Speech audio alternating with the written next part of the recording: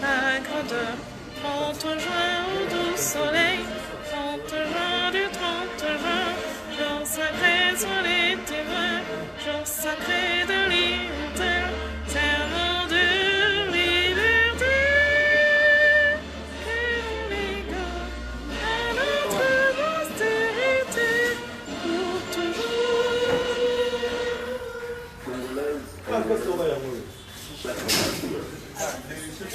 Je me suis adressé à vous en date du 10 mars dernier pour vous annoncer les décisions que j'avais prises après le conseil de ministre extraordinaire que j'avais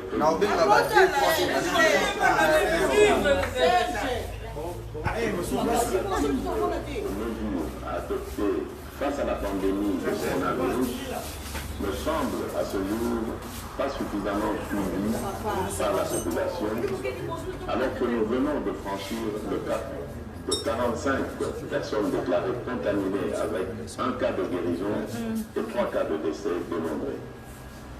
Je voudrais, avant de poursuivre, présenter mes sincères condoléances aux familles éprouvées et leur dire toute ma compassion. J'ai instruit d'ores et déjà le gouvernement de prendre en charge tous les frais d'obsèques des disparus. Ces 3 cas malheureux viennent nous rappeler, s'il en était encore besoin, que le coronavirus est très dangereux et n'a toujours pas trouvé de remède, et que le seul rempart pour tout le monde demeure le strict respect des mesures que je vous ai annoncées le mercredi 18 mars. Mes chers compatriotes, je le répète, la situation inédite que nous traversons actuellement va notablement bouleverser nos habitudes et nos modes de vie. Aucune tranche d'âge n'est épargnée. Nous devons tous nous armer d'un solide esprit de résignation et abandonner toutes activités incompatibles avec les mesures et les recommandations du gouvernement qui ne doivent en aucune occasion se trouver ruinées. Chers compatriotes, alors que voici 3 semaines, notre pays comptait un seul cas malheureux avéré dans la ville de Kinshasa, des nouvelles alarmantes nous sont parvenues du Haut-Katanga au soir du dimanche 22 mars pour nous annoncer la découverte de cas suspects, provoquant ainsi un affolement général. Je voudrais informer la nation tout entière qu'après analyse des échantillons des 2 cas de Lubumbashi par le laboratoire INRB à Kinshasa, ceux-ci ont été testés négatifs. Il sera procédé à l'analyse du 3e échantillon attendu dans les heures à venir. Je tiens à encourager la population de la ville de Lubumbashi pour la discipline qu'elle a observée depuis, ce qui doit être valable pour l'ensemble de notre pays en respectant les gestes barrières énumérés par le ministère de la Santé. Toutefois, au regard de la tendance de la propagation de la pandémie du coronavirus, je ne doute point qu'un émoi effroyable gagne de plus en plus nos populations et qu'il faille par conséquent renforcer les mesures prises le 18 mars 2020 tout en intensifiant les campagnes de sensibilisation, non seulement du gouvernement, mais aussi de la part de chacun de nous en donnant la bonne information. C'est aussi l'appel à la nécessaire cohésion que j'ai lancé le 18 mars dernier. Au regard de la gravité de la situation, face à l'urgence et à la crainte que la propagation ne s'accélère et ne devienne plus inquiétante, d'autant plus que la plupart des personnes infectées étaient en contact avec des parents et bien d'autres personnes, j'ai décidé de prendre les mesures complémentaires ci-après qui sont d'application immédiate. Allez. Interdiction de tous les voyages de Kinshasa vers les provinces et des provinces vers Kinshasa afin de permettre le confinement de la ville de Kinshasa, foyer de la pandémie. Ceci implique l'interdiction de tous les vols des passagers dans les 2 sens Kinshasa Province, à l'exception des avions transportant du fret et dont les équipages seront soumis à un contrôle d'usage strict au départ comme à l'arrivée. L'interdiction de tous les mouvements migratoires par le transport en commun, des bus, camions et autres véhicules de l'intérieur vers Kinshasa et de Kinshasa vers l'intérieur. Des barrières doivent être érigées par le gouverneur et les équipages devront se soumettre au contrôle de rigueur en matière de coronavirus. L'interdiction de tous les transports fluviaux des passagers de Kinshasa vers les provinces et vice-versa. Seuls les bateaux et les embarcations transportant les marchandises avec équipage et convoyeurs seront autorisés.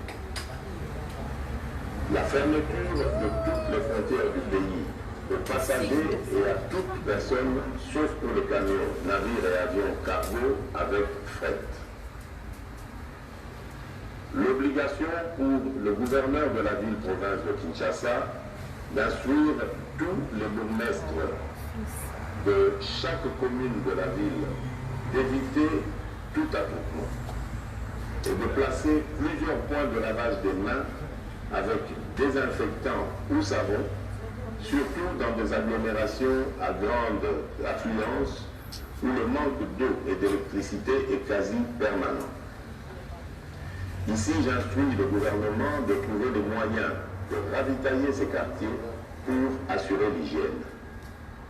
En même temps, il faudra multiplier les points de lavage des mains à l'aéroport international de Njili et appuyer les équipes de la RVA et de la DGM pour que nul n'échappe au contrôle d'hygiène. Mise en place d'un service minimum au sein du gouvernement et des institutions pour pallier au confinement à leur domicile des autres agents de l'État.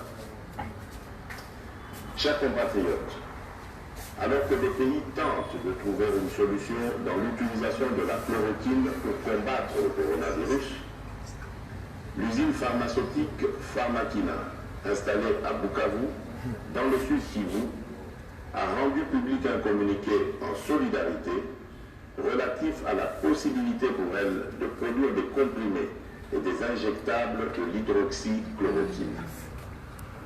Même si tous les scientifiques n'ont pas encore marqué leur unanimité, la task force que je dirige devra ensemble avec la commission de pilotage réfléchir sans délai sur les contours de l'opportunité d'une pareille démarche susceptible à pouvoir contribuer à endiguer le coronavirus. Il est urgent en effet que soit produite une quantité industrielle de la chloroquine qui semble avoir montré son efficacité jusqu'à ce jour dans certains pays. Dans le même ordre d'idées, j'instruis le gouvernement d'étudier le souhait des opérateurs économiques et autres partenaires qui se sont proposés d'inonder le marché de Kinshasa de vivres de première nécessité et de produits pharmaceutiques jusqu'en mai prochain et d'y réserver une suite favorable avec diligence. Je lance un appel à la solidarité nationale de tous les opérateurs économiques ainsi que d'autres pays et organismes qui conduira à la mise en place d'un Fonds national de la solidarité contre le coronavirus qui restera ouvert à tous les potentiels bienfaiteurs. Chers compatriotes, le coronavirus n'a besoin ni d'un passeport, ni d'un visa, ni d'une carte d'électeur pour circuler chez nous. C'est nous qui circulons avec et qui devons comprendre que nous nous trouvons dans une situation de guerre face à un adversaire invisible. Une guerre asymétrique aux conséquences désastreuses que nous pouvons éviter. Et dans une période d'épreuve et d'incertitude comme celle que nous traversons, il est nécessaire que chacun soit appelé à prendre au sérieux cette pandémie et à observer toutes les mesures décidées. Bien obligé, je réquisitionnerai les unités de la police nationale congolaise et celles de nos forces armées afin d'organiser des patrouilles mixtes pour faire respecter ces mesures pour le bien de tous. C'est ensemble que nous nous en sortirons.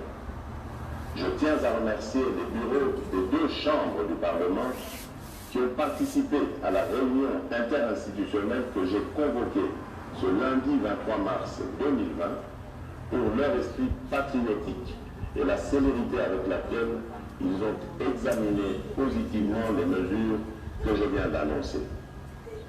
Enfin, devant la gravité et le caractère dangereux que comporte cette situation, je décrète l'état d'urgence en tenant compte de la situation sécuritaire qui prévaut en ce moment dans notre pays en rapport avec la pandémie à coronavirus.